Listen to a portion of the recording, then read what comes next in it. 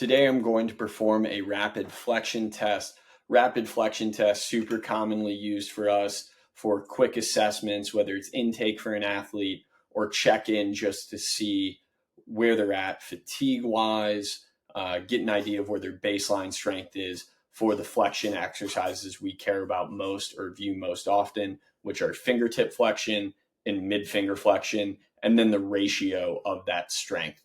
So I'm going to select rapid flexion test. You can see it here under the all tab on protocols, or I can go to strength. You can see it. It's also the second option, or for any reason you're somewhere else, let's say you scrolled down like crazy, don't know where it is, and I just want to find it. I know I'm looking for rapid, so let's type that in. There it is right at the top.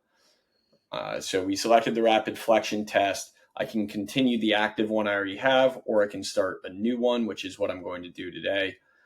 This is where I can select left or right hand. You can see I have it on my right hand, so we'll select right. From here, if I want to score the test, I can put in an expected velocity. That will give me target forces that I'm trying to reach. All those targets are based on our database of users, so over 2,000 athletes at this point. From here, I'll score it. I'm going to enter my target velocity. Let's just say I want to be at 91. That's what I'm expected to throw as my peak velo today. I'll click continue. If I don't want to score it, what will happen is there will be no target velocities in the rapid flexion test, or no target strength metrics, I should say, or force targets. I can still get results from this rapid flexion test. I'll just have to go into my history to see it, or I'll have to go into the dashboard. So if you are doing mass intake testing for athletes, let's say you're a college coach, you're a pro organization, you might not want to put in expected velocities, especially if you have a bunch of new guys and they're still kind of getting a feel for the device. This isn't entirely necessary, but if you have experience with the device, we definitely suggest putting in a target velo, as device education should be pretty solid. So we'll click continue here. It's going to take me right to the warm-up, so I'll have some 50% RPE reps. Here I'm going to calibrate. You can see in the backdrop, I've already connected my device. This is where we would have done this. We would have connected the device as we're leading into this point. So we'll calibrate.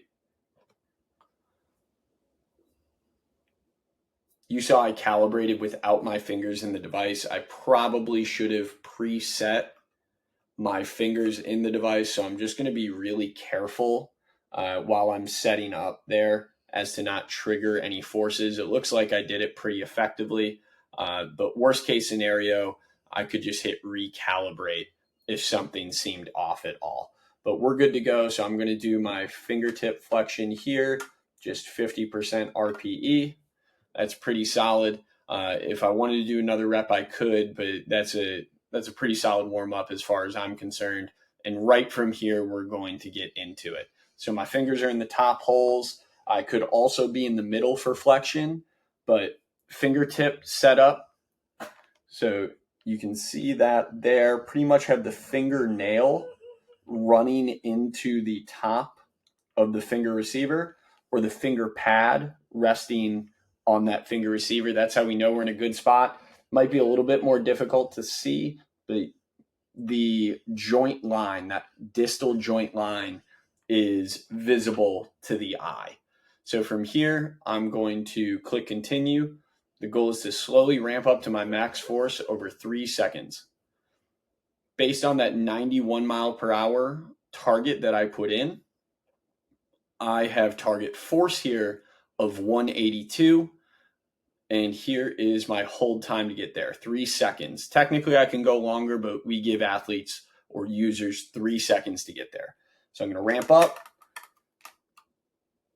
and I got it. So there we go. Max flexion force. What did I get to? I got to 190 overall, and we can see the breakdown of each finger, 47, 60, 43, and 40 for a 190 total. I'll click done and finish. If you were curious what we were doing, again, we have the image here. So all 4 fingers, fingertip pulling down.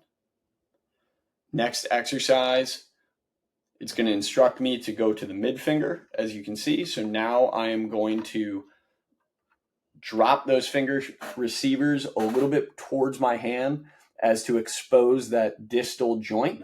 So now that distal joint line can be seen outside the finger receivers, and the middle joint pad is visible. So again, mid finger flexion, we're now focused on the FDS muscle.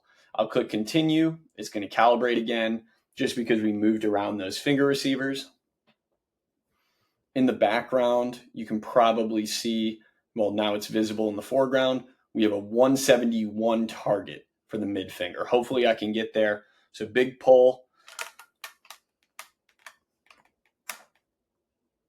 Didn't quite get there. Maybe I could have pushed a little bit more and done it, but that's okay. This will give us a good view of what happens as a result of me not getting there. So instead of having like a 100% perfect test or a 20 score, the score of this test is out of 20. So instead of being 20 out of 20, maybe I'll be 18 or 19 out of 20 here, just being a little bit below it.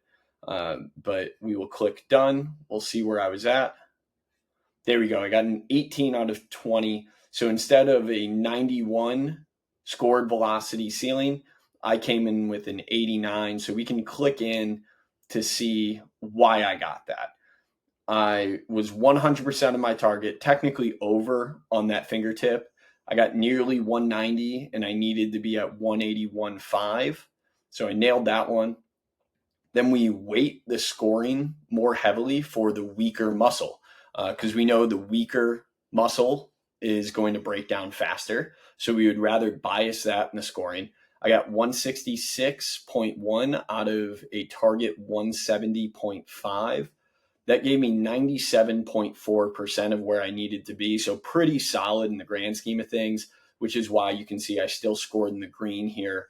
Not quite where we wanted to be, but really overall a pretty solid test. We also have a breakdown of what this scored velocity ceiling means or how to apply it. Way more applicable for an athlete training on their own, but still super valuable to know. So there we go. We can close these things out. And at this point, I am done with the test. So I can just click go to protocols. And if I want to see my results, I can either go view them in history on the app screen, or I can go into my dashboard to view my profile or view the athlete's profile and see where my numbers were at for this test. So there you have it. That's the rapid flexion test.